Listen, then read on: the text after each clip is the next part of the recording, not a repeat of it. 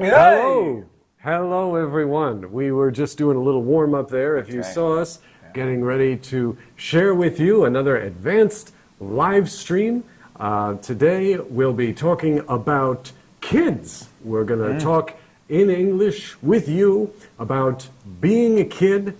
And that leads us right into our poll question.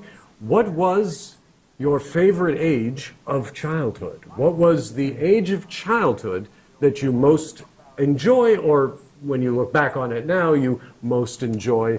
Was it ages 4 to 6, 7 to 9, 10 to 12, or 12 to 14? It's almost getting into teenager years there, but we're trying to keep this in childhood and not really get into the teenagers' years. That's a whole nother live stream. But let me not go too fast here. Let me introduce to you our wonderful guest host, David Morton. Joining us. To see you guys. So good to be back on the live stream. Yes. He's with us again this week as I guest host in place of our good buddy John Telfer, who, like we said last week, has been out having a baby. Well, his wife is having a baby. He's helping her have it. And but he will be back with us next week, next Monday. So be sure to join us next Monday for that, and wish John well with his new family member. But yes, we here are talking today. Last week we talked about food. Today we're talking about kids. So we're taking it easy as long as Telfer's not around. We're, giving you some softballs, as we say. Things that are easy, pretty much easy for everyone to talk about, fun to talk about. And so what we're going to do today, and what we are doing with our poll question, is we are, and here's our first vocabulary word, we are going to reminisce. R-E-M-I-N-I-S-C-E, reminisce. It means to remember, it means to recall. You can see that R-E at the beginning of it like that. But it means to recall or remember something that was particularly pleasant. Not just when you are taking a test, for example, you don't reminisce about the material you studied. You remember it or you recollect it. But when you reminisce, it has this nuance of remembering something pleasant. And in this case, a hopefully pleasant part of childhood. If I can just, because I'm thinking about it, I've been thinking about it ever since you told me what the topic was. And I'm seeing the poll so far. And we have a lot of 7 to 9. And for me, that is probably the time that I would repeat. I mean, not repeat, because I don't know that I want to repeat anything that happened, because sort of the fact that I can't go back is what makes it so precious, what makes the memory so precious. But when I was like 7 to 9 years old, maybe 7 to 10, I remember that was one of my happiest times in childhood. I had a really good friend, and I would go over his house all the time. We were in school together, then we'd get out of school, and I'd go over to his house, and we would play make-believe. We would play, back then there were these video games that were really popular called Final Fantasy games. They're still popular now, the new ones are very different. But we would play these video games, and then we would, like his mom would kick us outside and say, hey, go play, stop staring at screens. So we would go outside, and we would find some sticks, and we would go into, there was some trees and a little park near his house. So we'd go there, and then we would play Final Fantasy. We would pretend to be the characters. We would create these, these long storylines, and even now still, sometimes I'll sort of get out my old Super Nintendo game system, and I will play these games that make me feel nostalgic about that time. Yes, and that's a great lead into another vocabulary word for us today, nostalgia. David used the adjectival form of it, nostalgic, having to do with nostalgia. Nostalgia is what happens often when you reminisce. Nostalgia is about the past, but it's not just the past. Nostalgia is a longing, a desire for the past. It starts when you reminisce. You think about something pleasant, and then you will develop feelings of nostalgia for it, of wanting to actually go back or wishing things now could be like they used to be. That's nostalgia. And as you can maybe see, there can be good nostalgia and bad nostalgia. You can enjoy a sense of nostalgia about a happy time in the past, even though it can never really be again. But nostalgia, if it takes you over, then it can start eventually, not to get all serious here, but it can eventually start to affect the way you vote, the way you spend your money. If you think that there was something in the past that needs to be recreated here and now, you know, sometimes that's true, but sometimes it's just nostalgia. There's a really great movie called Midnight in Paris. Midnight in Paris. I don't know this starring one. Owen Wilson. I think it's probably on Netflix. But anyway, it's a movie all about a guy who is very nostalgic about the past, and he wants to write a book about someone who has a nostalgia shop. And what happens in the movie is the guy actually sort of accidentally goes back in time in Paris. So, if you like Paris, if you feel nostalgic about the old times, you should totally watch it. It's a really fun movie. Ah, je t'adore, Paris. No! La bonne vie de nuit. How about you, Peter? What do you have a favorite time of childhood that you remember? I do. I had a mostly happy childhood. I'm just glancing at our poll. It seems that ages 7 to 9 is the ideal time, with 4 and 6 and 10 and 12 they're sort of tied for second at this point. But for myself, I'm actually in the 4 to 6 category. Sort of early childhood, not infancy, but being a baby. But ages 4 to 6, we lived in a nice place, my family, and I have happy memories of that place. It was a nice house in the country, and I don't know. Sometimes it's tricky to talk about childhood without talking about family and other things like that. But it seemed like not to get all dramatic, but I think my family seemed to be happiest with each other between the ages of 4 to 6, and the tensions and the issues that can come up in any family.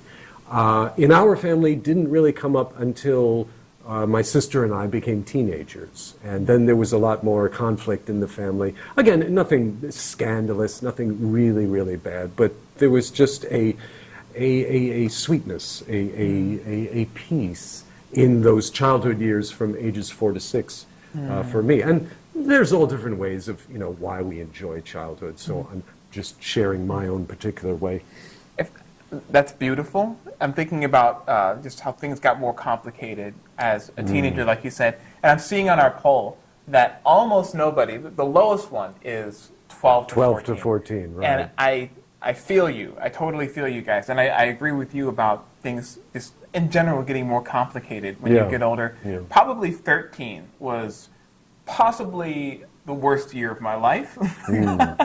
It was an awkward time of going through things like puberty, right, where your body is changing, your mind is changing, you have all these feelings you didn't have before. Plus, I was going to this new school, I had very few friends, and I got bullied quite a bit that year. Oh, shoot. So it just was a crappy year. But at the same time, I wouldn't want to go back to that year, but I'm glad I had that year, because I think it was really important in helping me become the person I am today. Like if I had never been kind of bullied and messed with, if I hadn't had this difficult experience, then I wouldn't be able to relate to people who have similar experiences now. If someone who's in junior high comes to me and says, oh, I'm having a really hard time, a lot of kids at school are bullying me, I can relate to that person's experience, and I can say, oh yeah, I know how that feels. I went through that too. Here's how I was able to go through that. Here's how I was able to heal. Even bad experiences can be really, can kind of give us an advantage after, of course, we've gone through them. Absolutely, yeah. And you mentioned another one of our vocabulary words for today. We're jumping a little ahead here, but it's puberty. Very important word to know. Puberty, like he was said, It's that time in our lives as children when we start to become teenagers, when we start to become adults, when we start to develop biologically in ways that will ultimately make us men and women instead of boys and girls. Puberty is the word for it. I think that your story may have influenced the polls. I'm seeing more 4 to 6. Oh, 4 to 6, yeah, it is now split. Everyone's now thinking like, oh, hey, you know, 46 was a really good time. How about that? Well, my work here is done. No, but going back then to that age of 4 to 6, whether it was a happy time for you or not, 2 good vocabulary words. Again, words that you probably didn't know when you were 4 or 6, and certainly I didn't know them, but they are paternal is one of them. Paternal, and I'm going to say them together, maternal. One with a P, one with an M. Paternal, maternal. There's a hint as to what they mean just in the spelling of them. And what is that? Well, paternal, does it mean specifically having to do with both your parents, right? Like that's parental. Parental. Parental. Oh, paternal. Which is also, parental does mean having to do with parents, both parents. But paternal and maternal has to do with your father and your mother. Yes. Yeah. Paternal having to do with the father, maternal having to do with the mother. And you'll hear that it's not just some kids called their papa and mama paternal and maternal. That would be weird. Don't do that. Yeah, it's a word that you'll hear as an adult, too, in that we might say that a good boss of a company who's maybe elderly, he might be described as having a paternal quality to him. People relate to him, younger employees relate to him like a father. And same with an elderly woman. She might have a maternal quality. You might also have a younger woman who has a maternal quality, or a younger man who has a paternal quality. It is anything that reminds you of a father, paternal, or a mother, maternal. Speaking of parents, you have a really great discussion question lined up for everyone. Yes. And did your parents give you a lot of freedom or just a little? That's a really good question. And I think that question, the way people would answer changes a lot based upon what culture you grew up in. Yes, because definitely. Even kind of thinking about what freedom looks like, to me as an American, and to someone who grew up here in Taiwan, I think it'd be very different. Yes, and it has to do with cultures, has to do with periods in history as well. David and I were talking earlier about how he and I were about 20 years apart, I think. You're in your mid-30s? 35. Right, yeah, and I'm in my mid-50s. He's 28. Yeah, and, Yes. and we both agreed, though, that we probably had more freedom growing up than kids tend to have today, at least in America. That's really the main cultural context that we can speak to.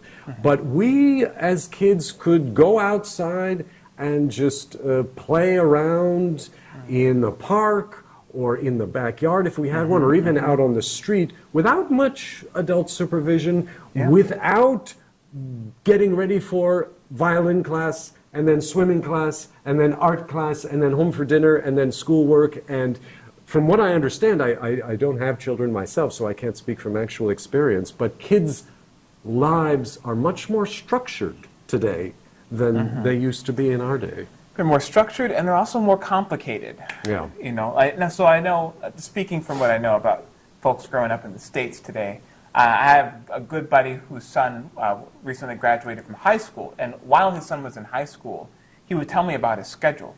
And he's taken AP classes for this, that, and the other thing, and he's going to this club and that club, because it's not just about your grades, you also have to have all these different activities in order to be a competitive candidate for college. Yeah. So, you know, there are different people have different experiences based upon what they want to do, right? But even just the amount of time kids these days spend on their cell phones trying to stay up to date with everything on their Instagram and their Facebook, you know, you walk into a high school when I was young, right, and everyone's kind of talking to each other or reading a book or fooling around, and then you walk into a high school classroom now and it's like everyone is, on their phones, or they're trying to film a TikTok video, and it's just there is so much more stimulation now, right? There's constantly notifications and things you're supposed to know about and things you're supposed to keep up with, and just the pressure, I think, the pressure on kids these days is way higher than it was when we were young. Right. I mean, since there's been human beings, there's been social pressure. But in our day, it just wasn't as sort of focused. It wasn't as compressed as it is in the day that we live in today. David grew up with the internet.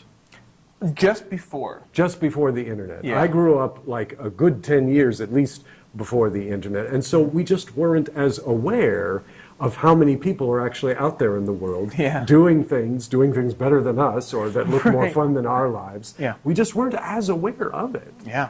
But, that's a huge topic that we'll have to save for another live stream. The next live stream. Be sure to tell us,